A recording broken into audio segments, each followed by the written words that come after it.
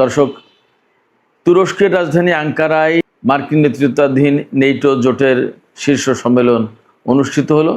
সেখানে আজকে দ্বিতীয় দিনে ডোনাল্ড ট্রাম্প ইরানের সাথে যুদ্ধবিরতির যে চুক্তি বা 14 দফার যে সমঝোতা চুক্তি সই হয়েছিল তা শেষ হয়ে যাওয়ার কথা তিনি বলেছেন। এরপরে তিনি আরও বেশ কিছু গুরুত্বপূর্ণ কথা বলেছেন যেগুলো খুবই উদ্বেগজনক। তিনি বলেছেন আজ রাতে ইরানের উপর আরও হামলা হতে পারে এবং তিনি বলেছেন যে খুবই মৌলিক গুরুত্বপূর্ণ অবকাঠামো যেমন বিদ্যুৎ এবং পানি শোধনাগারের উপর হামলা হতে পারে। এরপরে ইরানের যে তেল রপ্তানির প্রধান কেন্দ্র খার্ক দ্বীপ তার উপরে গত রাতে হামলা চালিয়েছে এবং আজকে আবার হামলা চালাতে পারে। এরপরে তিনি সরাসরি ঘোষণা দিয়েছেন হরমুজ প্রণালী এলাকায় আবার আমেরিকা নৌ ব্লকেড শুরু করতে পারে। সবার জাহাজ চলতে পারবে, ইরানের জাহাজ চলতে পারবে না। এছাড়া এরই মধ্যে ইরানের উপর কিন্তু তেল নিষেধাজ্ঞা আরোপ করেছে, অর্থাৎ ইরানের তেলের উপর থেকে নিষেধাজ্ঞা প্রত্যাহার করে নিয়েছিল গত 17 জুন 14 দফা সমঝোতা সই হওয়ার পর, কিন্তু সেই নিষেধাজ্ঞা আবার বহাল করলো। তার মানে দাঁড়াচ্ছে ইরান কিন্তু এখন আর তেল বিক্রি করতে পারবে না। এরই মধ্যে হরমুজ প্রণালীতে একেবারেই তেল ট্যাঙ্কার চলাচল, তেলবাহী জাহাজ চলাচল কমে গেছে। যেখানে চুক্তি সইয়ের পর গড় পড়তা 32টি করে জাহাজ চলছিল, সেখানে আজকে মাত্র 4টি জাহাজ চলেছে। এর একেবারেই স্বাভাবিক প্রতিক্রিয়া পড়েছে তেলের বাজারের উপরে। তেলের বাজারে গড় পড়তা ব্রেন্ট ক্রুড এবং ওয়েস্টার্ন টেক্সাস ইন্টারমিডিয়েট, যেটা এই দুটো মিলে গড় পড়তা শতকরা 5 ভাগ দাম বেড়েছে। তার মানে পরিস্থিতি আবার অনেক বেশি উত্তপ্ত। শুধু উত্তপ্তই না, যেখানে মার্কিন প্রেসিডেন্ট ডোনাল্ড ট্রাম্প আজকে ইরানের উপরে নতুন করে হামলা চালানো হবে এবং হামলা আগের চেয়ে শক্ত হবে, কঠোর হবে, তখন ইরানের পক্ষ থেকে কি বলা হচ্ছে? ইরানের প্রেস টিভি জানিয়েছে একটি নিরাপত্তা সূত্রের বরাত দিয়ে যে ইরান এই নীতি গ্রহণ করেছে, আমেরিকা যদি একটা জায়গায় হামলা চালায় তাহলে ইরান দুটো লক্ষ্যবস্তুতে হামলা চালাবে, অর্থাৎ আমেরিকা যে মাত্রায় হামলা চালাবে তার ডাবল হামলা চালাবে ইরান। এটা ইরানের এই মুহূর্তের নীতি। বাস্তবতা হচ্ছে ইরান যখন তার সর্বোচ্চ নেতাকে জানাজা এবং দাফনের চূড়ান্ত প্রস্তুতি নিচ্ছে, অর্থাৎ আগামীকাল দাফন, সেই মুহূর্তে আমেরিকা ইরানের উপর নতুন করে যুদ্ধ চাপিয়ে দেওয়ার ব্যবস্থা পাকাপোক্ত করছে। এখানে সবচেয়ে বড় প্রশ্ন হয়ে দেখা দিয়েছে, এই যুদ্ধ কি ছোটোখাটো পর্যায়ে থাকবে নাকি ইসরায়েল জড়িয়ে যাবে এবং বড় রকমের সংঘাত শুরু হবে? পিট হেগসেথের ইসরায়েল সফর বাতিল করা কিন্তু একটা গুরুত্বপূর্ণ ইঙ্গিত। সুপ্রিয় দর্শক, এখন আমি এই সমস্ত বিষয় নিয়ে বিস্তারিত আলোচনা করব, বিশেষ করে ইরানের যে সামরিক প্রস্তুতি এবং ডোনাল্ড ট্রাম্প যে কিভাবে হামলা চালাতে চাইলেন, এই সমস্ত বিষয় নিয়ে আমি একদম ডিটেলস আলোচনা করার চেষ্টা করব। এর পাশাপাশি তেলের বাজার এবং আন্তর্জাতিক বাজার কোথায় যাচ্ছে, কি হতে যাচ্ছে, আবার বিশ্ব অর্থনীতি, সেই বিষয়গুলো আমি খুঁটিয়ে খুঁটিয়ে তুলে ধরার চেষ্টা করব। আশা করি আপনারা শেষ পর্যন্ত সঙ্গে থাকবেন। একই সাথে আমি এই কথাও তুলে আনার চেষ্টা করব যে পাকিস্তান, বিশেষ করে পাকিস্তান সরকার ইরান এবং আমেরিকার মধ্যকার যুদ্ধবিরতির ব্যাপারে যে মধ্যস্থতা করেছে এবং যে সফলতা অর্জন করেছিল তা কি ম্লান হয়ে যেতে বসেছে, এ বিষয়েও আলোচনা থাকবে। আশা করি আপনারা শেষ পর্যন্ত সঙ্গে থাকবেন। আর ভিডিও যদি ভালো লাগে তাহলে লাইক, কমেন্ট, শেয়ার করবেন এবং চ্যানেলটি সাবস্ক্রাইব করে সাথেই থাকবেন। দর্শক, চলুন মূল আলোচনায় চলে যাই। মূল আলোচনার শুরুতে আমি বলি, তুরস্কের আঙ্কারায়, রাজধানী আঙ্কারায় গতকাল থেকে মার্কিন নেতৃত্বাধীন নেটো জোটের শীর্ষ সম্মেলন শুরু হয়েছে। এই সম্মেলনে নানা রকমের কথা হয়েছে। এই সম্মেলনে তুরস্ক আমেরিকার কাছে দাবি করেছে যে তাদের কাছে F-35 জঙ্গি বিমান বিক্রি করতে হবে, কারণ তাদের টাকা দেওয়া রয়েছে এবং তুরস্ককে আমেরিকা দিতে চেয়েছিল। সেই চুক্তি করে, ওয়াদা দিয়ে, প্রতিশ্রুতি দিয়ে কেন দেবে না, এরকম কথা বলেছে। এই ব্যাপারে ইসরায়েলের প্রধানমন্ত্রী বেনিয়ামিন নেতানিয়াহু বলেছে যে না, তুরস্ককে F-35 যুদ্ধ বিমান দেওয়া যাবে না, কারণ তুরস্ক আমেরিকার সেই মানের বন্ধু না, ততটা বিশ্বস্ত বন্ধু নয়। তার মানে মাঝে মাঝে যে দোকান ইসরায়েলের প্রধানমন্ত্রী বেনিয়ামিন নেতানিয়াহুকে কিছু লক্ষ্য করে কিছু সমালোচনামূলক বক্তব্য দেয়, এই কারণে এরদোগান একদম পরীক্ষায় পাশ করা বন্ধু না। যদিও ইসরায়েলের সাথে তুরস্কের সব ধরনের মোটামুটি লেনদেন চলে, তারপরেও তুরস্ক ইসরায়েলের বা আমেরিকার পরীক্ষিত বন্ধু হতে পারেনি এখনও। কিন্তু এরদোগান এখনও নেটো জোটে থাকেন। তিনি আমেরিকার কাছ থেকে F-35 নেওয়ার চেষ্টা করেন এবং ইসরায়েলের সাথে সম্পর্ক মোটামুটি মেনটেন করেই চলেন। যাই হোক মধ্যপ্রাচ্য এবং সিরিয়ার পরিস্থিতি কি করে দিয়েছে আপনারা তো সবাই জানেন। সেখানে এই যে আল সারাকে বা জোলানি তাকে ক্ষমতায় আনিয়ে কি অবস্থা করছে, এবং ইসরায়েল তো সিরিয়াকে প্রায় পুরোটাই কন্ট্রোল করার অবস্থায় চলে গেছে। এরদোগান যে কি করবেন এবং কি প্ল্যানে আছেন আল্লাহ মালুম, আমরা দেখার অপেক্ষায় থাকলাম। যাই হোক, এই আঙ্কারায় নেটো জোটের শীর্ষ সম্মেলনে ডোনাল্ড ট্রাম্প তারপরেও বলেছেন যে তিনি তুরস্কের কাছে F-35 যুদ্ধ বিমান বিক্রি করবেন, এবং দেখা যাক আদৌ তিনি বিক্রি করেন কিনা। কারণ তিনি যা বলেন আর তিনি যা করেন দুটো এক না, এবং তিনি যা বলেন না তিনি যা করতে পারেন তাও এক না। কারণ ডোনাল্ড ট্রাম্প বলতে পারেন মুখে অনেক কথা, তা কিন্তু সব করতে পারেন না। যেটা ইসরায়েলি আইপ্যাক চায় না সেটা তিনি করতে পারেন না। ইরানের সাথে যুদ্ধের ব্যাপারে ডোনাল্ড ট্রাম্প না চাইলেও ওরা চায়, এবং ডোনাল্ড ট্রাম্পকে তাই করতে হয়। ব্যাপারটা এরকম। সেক্ষেত্রে তুরস্ককে F-35 জঙ্গি বিমান দেবে কিনা আমরা অপেক্ষা করে দেখি কি হয়। এরপরে এই নেটো সম্মেলনে তিনি গ্রিনল্যান্ডকে কিনে নেওয়ার বা আমেরিকার নিয়ন্ত্রণে থাকা উচিত বলে ঘোষণা দিয়েছেন, কিন্তু সেখানে গ্রিনল্যান্ডের পক্ষ থেকে বলা হয়েছে যে গ্রিনল্যান্ডের জায়গায় থাকবে, এটা বিক্রির জন্য না, এটা কাউকে দেওয়া হবে না। তার মানে নেটো জোটের ভেতরে যদিও সহমর্মিতার কথা অনেক আছে, অনেক প্রতিশ্রুতি আছে, কিন্তু আসলে নেটো জোট স্বাভাবিক অবস্থায় নেই। নেটো জোটের নেতাদের তিনি ব্যাপক সমালোচনা করেছেন, এবং ইরানের বিরুদ্ধে যুদ্ধের সময় আমেরিকাকে নেটো জোট কেন সহযোগিতা করেনি সেই ক্ষোভ তিনি ঝেড়েছেন এখানে। তবে যে চূড়ান্ত ডিক্লারেশন হয়েছে তাতে নেটো জোটের সদস্যরা বলেছেন যে হরমুজ প্রণালী একদম উন্মুক্ত থাকা উচিত, এবং সবাই স্বাধীনভাবে এখানে জাহাজ চালাতে যাতে পারে সেই ব্যবস্থা করতে হবে। যদিও ইরান একদম সুস্পষ্ট করে আসতে ঘোষণা দিয়েছে যে হরমুজ প্রণালী অবশ্যই ইরানের নিয়ন্ত্রণে থাকবে, এবং ইরান নির্ধারিত রুটেই জাহাজ চলাচল করতে হবে, তার যেভাবে হোক প্রয়োজনে এর জন্য যুদ্ধ করতে প্রস্তুত ইরান। একদম ইরানের পরিষ্কার ঘোষণা। এটা গেল এক। দুই হচ্ছে ডোনাল্ড ট্রাম্প যে ইরানের উপরে নতুন করে হামলা চালানোর হুমকি দিয়েছেন, সেই ব্যাপারে বলেছেন যে ইরানের যদি কোনো একটা লক্ষ্যবস্তুতে আমেরিকা হামলা চালায় তাহলে ইরান আমেরিকার দুটো লক্ষ্যবস্তুতে হামলা চালাবে, তার মানে দ্বিগুণ, 1:2। আমেরিকা একটা হামলা চালালে ইরান দুটো চালাবে। তার মানে ইরান এই যে মার্কিন হামলা বা তার সামরিক পরিকল্পনা, তার যত যা কিছু, তার ব্যাপারে ইরান খুবই সতর্ক আছে এবং খুব শক্ত অবস্থানে আছে। কোনো মতেই এখানে নরম কাটবে না, অর্থাৎ আমেরিকার সাথে কম্প্রোমাইজ করবে না, আপোষ করবে না, তাতে তত বড় যুদ্ধই আসুক না কেন।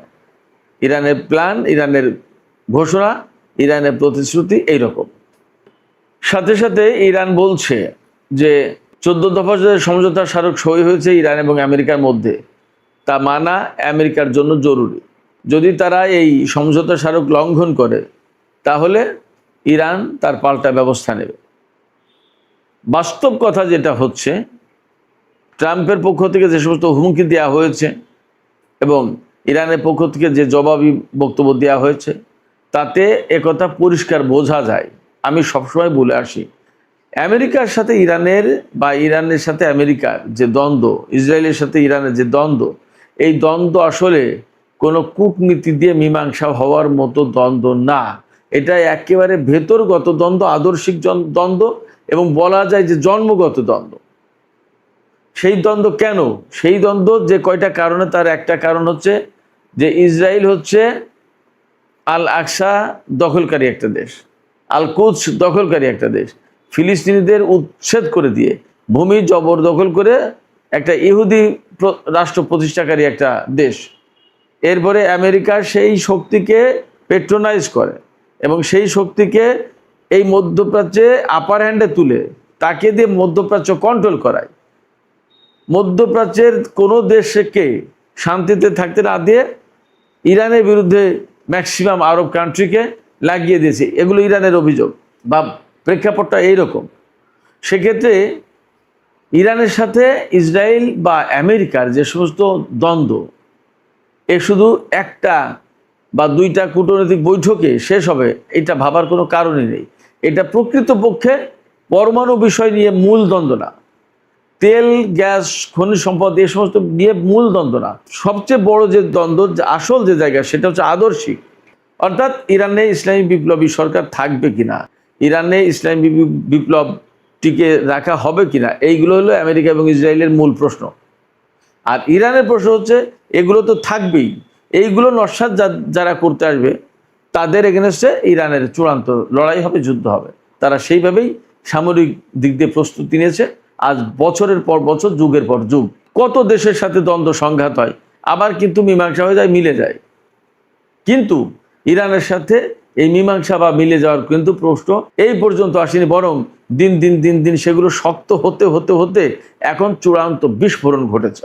এবং আমি সেই কারণে বলি যে আমেরিকার সাথে ইরানের যে চুক্তি সমঝোতা হয়েছে, এগুলো দিয়ে আমরা আশা করি যে দুনিয়ায় শান্তি আসুক, শান্তি চুক্তি হোক, স্থিতিশীলতা ফিরে আসুক, মানুষ নিরিবিলি বসবাস করুক, আন্তর্জাতিক বাজার স্থিতিশীল হোক, সব কিছু ঠিকঠাক হোক। কিন্তু বাস্তবতা হচ্ছে এর পেছনে যে কথা থেকে যায় সবসময়, অন্তত আমার মনের ভেতরে যে কথা থাকে, সেটা হচ্ছে এই আমেরিকার সাথে ইসরায়েলের সাথে ইরানের মীমাংসা হবে না, এবং যা কিছু হওয়ার তা চূড়ান্ত যুদ্ধের ভেতর দিয়েই হওয়ার সম্ভাবনা যথেষ্ট বেশি। ফলে এই যে মাঝখানে যে যুদ্ধবিরতি সমঝোতা স্মারক, আবার 60 দিনের ভেতরে নতুন পূর্ণাঙ্গ চুক্তি, ইরানের উপর থেকে এটা সেটা বহু কিছু করবে, আসলে বাস্তবতা হচ্ছে এগুলো বলে কিন্তু করবে না। করলে ইরান শক্তিশালী হবে। সমঝোতা স্মারকের যতগুলো দফা আছে তার প্রত্যেকটা দফা বাস্তবায়ন করলে ইরান লাভবান হবে, ইরান শক্তিশালী হবে। এটা কোনো মতেই ইসরায়েল হতে দেবে না, ইসরায়েল চায় না। সেক্ষেত্রে ডোনাল্ড ট্রাম্প এখন যে ঘোষণা দিচ্ছেন যে ইরানের উপরে আরও কঠোর হামলা হতে পারে, আজ রাতেই হামলা হবে, ইরানের যে ডিস্যালিনেশন যে প্রজেক্ট সেগুলোর উপর হামলা হবে, অর্থাৎ লবণাক্ত পানি প্রক্রিয়া করে পানযোগ্য করে তোলার যে প্রকল্প তার উপর হামলা করবে। দেখেন, একেবারেই মানবিক ব্যাপার। এইটা কি সামরিক লক্ষ্যবস্তু হওয়া উচিত? তার পানি লবণাক্ত মুক্তকরণের যে প্রজেক্ট, এটা কি সামরিক লক্ষ্যবস্তু হওয়া উচিত? আমেরিকা তার উপর হামলা চালাবে।